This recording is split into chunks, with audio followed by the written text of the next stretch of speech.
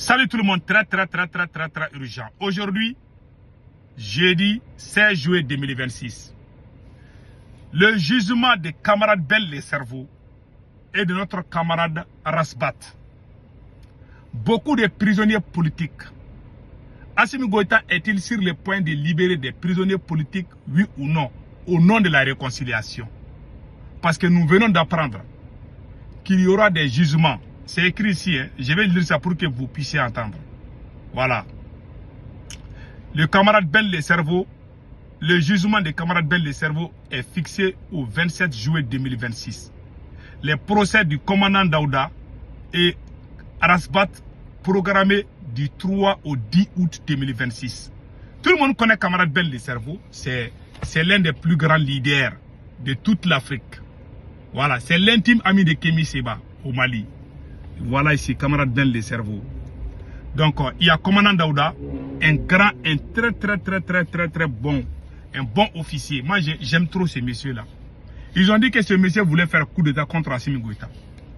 Ils ont fabriqué un vocal et puis les gens ont crié. Tout est faux.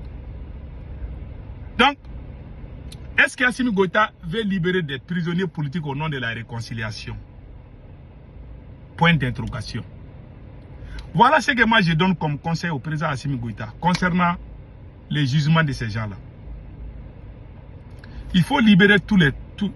C'est-à-dire que voici la porte de sortie de Assimi Goïta. Je conseille au président Assimi Goïta de libérer tous les prisonniers politiques. Il faut libérer tous les prisonniers politiques. Ça c'est un. Libérer tous les prisonniers politiques. Ça c'est un. Deuxièmement, nous demandons au président Assimi Goïta, après avoir libéré tous les prisonniers politiques, vous allez rendre votre démission parce que vous ne pouvez plus diriger ces pays-là. Vous savez, moi j'ai parlé d'un serment qu'Assimi Goïta a fait avec ses camarades militaires. Assimi Goïta a fait avec ses camarades militaires. J'ai dit ça. Donc, ce que j'ai dit à tout le monde, il faut faire beaucoup attention. Il faut faire beaucoup attention aux serments. Quand tu fais les serments, là, tu ne respectes pas. La malédiction te suit. Toi-même, tu te poses la question, mais qu'est-ce qui m'arrive? Des gens même qui ont fait qu'Assimi Goïta est là où il est aujourd'hui. Tous ces gens-là sont en prison. Aujourd'hui, Assimi Goïta est devenu comme une vieille voiture garée au bord de la route. Où il n'y a ni moteur ni pneu. Quand une voiture est garée où il n'y a pas de moteur, comment la voiture peut démarrer? Ça ne peut pas démarrer, ça ne bouge même pas. Le moteur d'Assimi Goïta, c'est Dr Choguel Kokala Maïga. Je vous dis ça aujourd'hui. Ce vieux-là, c'est le génie, c'est lui qui est la clé de cette transition. Ils ont jeté la clé. La clé a disparu, ils ne savent même pas où se trouve la clé. Voilà, aujourd'hui, ils sont dans les problèmes. La Russie a parlé avec Assimi Goïta. Beaucoup de gens n'ont pas compris. La Russie a mis des pressions sur Assimi Goïta pour qu'il puisse se réconcilier avec l'Algérie et les opposants politiques.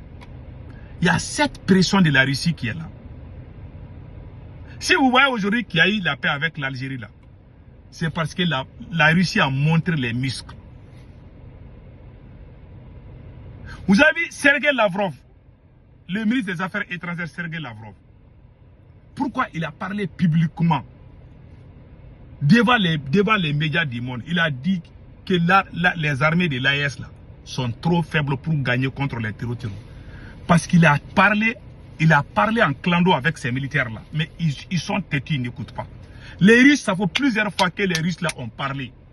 La guerre que nous avons aujourd'hui là, tant que ces militaires-là ne font pas de compromis avec des opposants modérés, ils vont échouer. S'il ne faut pas attention, ce sont les terroristes qui vont prendre le pouvoir. C'est ce qui est arrivé en Syrie. Ils sont orgueilleux, arrogants. Ils pensent que c'est eux ceux qui peuvent gagner. Vous ne pouvez pas. La Russie a dit où? Le ministre des Affaires étrangères de la Russie a été clair et dit que les armées de l'AES ne peuvent pas gagner. On pouvait gagner, on avait déjà gagné le combat. Ces militaires maudits ont tout gâté. Ils ont commencé les querelles politiciennes, arrêter les gens, des arrestations des imams. Des gens même qui les soutiennent, ils sont en train de les arrêter. À cause de leur, c'est-à-dire que de leur ego, de leur idiotie. Ils sont en train de tout gâter. Voilà pourquoi les gens n'aiment pas militaires au pouvoir. C'est-à-dire que le bien qu'eux-mêmes ils ont fait là, ils sont en train de tout gâter. Voilà, quand un militaire est au pouvoir, c'est comme ça. Pas tous les militaires, il y a des bons militaires. Comme Thomas Sankara, comme Jerry Rawlings. Donc il faut que je fasse la vie. Aucun de ces militaires-là n'est comparable aux révolutionnaires. Celui qui est intelligent parmi ces trois militaires-là, ça c'est Général Tchani. Lui, il n'est pas dans leur brouhaha là. Lui, il est calme dans son coin là-bas. Est-ce que vous avez entendu que Général Tchani est en train de faire des arrestations n'importe comment? Non. C'est au Mali et au Burkina qu'on voit ça. C'est cette arrogance, être orgueilleux, alors que toi, tu n'es rien. Toi, tu vas crier, tu vas insulter la frappe, après tu vas aller prendre crédit à la Banque mondiale. Tu te dis quoi? Aujourd'hui, on est en train de faire la paix avec l'Algérie, sous pression de la Russie. Assimi Goïta a décidé de dialoguer avec les groupes armés. Les gens ne savent pas. Vous allez voir les jours à venir. Ils vont commencer le dialogue. Il n'a pas le choix. La Russie a été claire. Vous ne pouvez pas déclarer la guerre à tout le monde. Les soldats russes sont en train de mourir. Ils emprisonnent. Et puis les gens même qu'on a emprisonnés au Mali, c'est des gens même qui ne sont même pas contre le Mali. C'est des gens même qui soutiennent assez. Moi, ce qui me fait mal là, contre le capitaine Ibé, il y a un Burkinabé qui m'a posé la question. J'allais lui casser les dents là. C'était tellement facile. Il dit, ouais, pourquoi tu es contre le Burkina? J'ai dit, je ne suis pas contre le Burkina. Tu ne veux pas? Moi, celui qui est contre le Burkina, moi, je ne vais pas aimer la personne. J'aime le Burkina. Toute personne qui n'aime pas les Burkinabés, moi, je ne peux pas t'aimer. Moi, j'aime les Burkinabés. Mais je suis contre les pratiques des capitaines Ibé. Point final. Si tu arrêtes les complices des terreaux, moi, je peux comprendre. Mais les gens même qui te soutiennent à cause de ton ego, à cause de ton orgueil, il te dit quelque chose parce que toi, tu es président, tu es gay, on ne peut pas te parler. Même celui qui te soutient, il parle seulement. Tu l'humilies, tu les mets au front, tu amènes. Non. Ça, ce n'est pas la révolution. Voilà ma colère. Moi, je ne lui fais pas confiance. Je ne lui fais pas confiance. Si quelqu'un est complice de terreau ou quelqu'un qui défend la France, tu arrêtes la paix. Capitaine Ibé a arrêté d'Ami parce que moi j'ai parlé. Les gens qui applaudissent les terreaux là, s'ils les arrêtent, moi je ne dis rien. Mais les gens même qui te soutiennent, tous les gens qui sont en prison au Mali là, qu'on est en train de juger là, c'est des gens qui ne sont même pas contre Assimi Goïta. Camarade Ben les cerveaux, le jour que là, moi ce qui m'a énervé là, les gens ne comprennent pas. Ce monsieur que vous voyez, commandant Daouda, un grand support, le jour du coup d'état, il faisait partie parmi ceux qui ont renversé. Lui, il était parmi les... Lui là, c'est lui qui a libéré tous les prisonniers. Quand nous on sortait dans les rues là, les gens parmi nous qui étaient arrêtés là, c'est lui qui les a libérés. Le jour du coup d'état. C'est lui qui a fait ça. Il a aidé ces militaires là. Il faisait des émissions contre la France. Il n'y a pas un porteur, il n'y a pas quelqu'un qui est plus anti-français, plus que commandant Daouda. Mais ils l'ont humilié. Ils ont humilié le camarade Ben les cerveaux qui a les sanctions de l'Union européenne.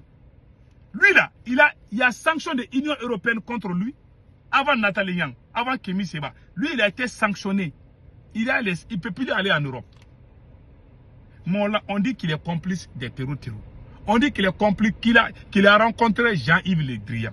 Ils ont menti sur lui, ils l'ont mis en prison. Moi, c'est pour cela que j'ai la rage quoi. Quand je vois ces militaires là au pouvoir, je m'énerve. Parce que c'est des menteurs, des manipulateurs. Et puis ils sont contre leur propre camp. Ils font plus de mal à leurs supporters. Ouais, comment les Waïens est mort là. C'est-à-dire que ceux qui les soutiennent là, quand ils les attrapent là, ils sont durs entre eux. Moi, voilà ma colère. Mais quelqu'un qui est un mouton ne peut pas me comprendre. Comment tu peux combattre ton propre camp? Comment tu peux détruire ta propre famille? Et puis penser que tu vas réussir. Voilà ma colère. Et aujourd'hui, Assimi Goïta, il a emprisonné des gens comme ça. Des gens qui se sont battus pour le Mali.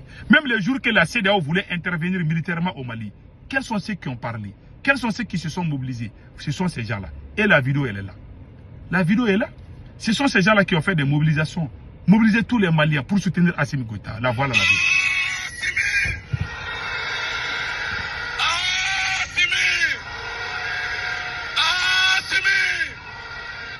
Toute l'Afrique regarde le Mali aujourd'hui. Dans une certaine mesure, le destin de l'Afrique se joue au Mali aujourd'hui. Et c'est pourquoi les peuples africains partout soutiennent la lutte du peuple malien. Aujourd'hui. Vous avez vu? Ces gens-là sont tous en prison. Les jours-là, les gens qui ont mobilisé tout le Mali, la plus grande mobilisation de l'Afrique, c'est ce que le Mali a fait le 14 janvier 2022. Qui a fait ce travail? Les deux personnes.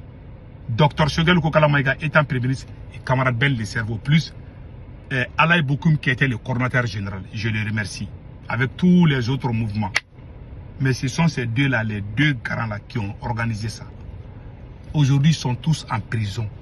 Mais c'est grâce à eux que la CEDEAO a reculé. Les gens qui te soutiennent, il n'y a pas plus traître qu'un militaire. Moi, je le dis haut et fort. Moi, dans ma vie, là, je n'ai plus soutenir un militaire. C'est des gens, c'est des vagabonds. Ils viennent, ils rient avec toi. Là. Quand ils ont les pouvoirs, là, ils deviennent... Tu vas jurer que est-ce qu'on n'a pas coupé leur tête là pour mettre une autre tête à la place. C'est des gens, c'est des caméléons. Ils changent de couleur. À la minute, ils peuvent changer. Je te jure, moi, je ne fais plus confiance à ces militaires-là. Depuis que j'ai vu les Ouaïa morts là au Burkina, j'ai dit, mais c'est fini. Ils sont durs. Toi qui les aides là, tu ne fais pas attention. C'est toi qu'ils vont détruire en premier d'abord. Ils sont comme ça. Ils sont comme les animaux qui ont les rages là. Hein? Toi, tu donnes viande à chien là. Si le chien a rage là, il va te mordre. Ils sont comme ça. Moi, je ne les fais plus confiance. C'est comme ça. Tous les grands révolutionnaires là, moi j'ai parlé avec eux. Ils disent qu'il ne faut pas... Un militaire n'a jamais fait la révolution. 100%. Si ce n'est que les Thomas Sankara et les Jerry Rawlings. Voilà, c'est tout. Donc, passez un excellent week-end.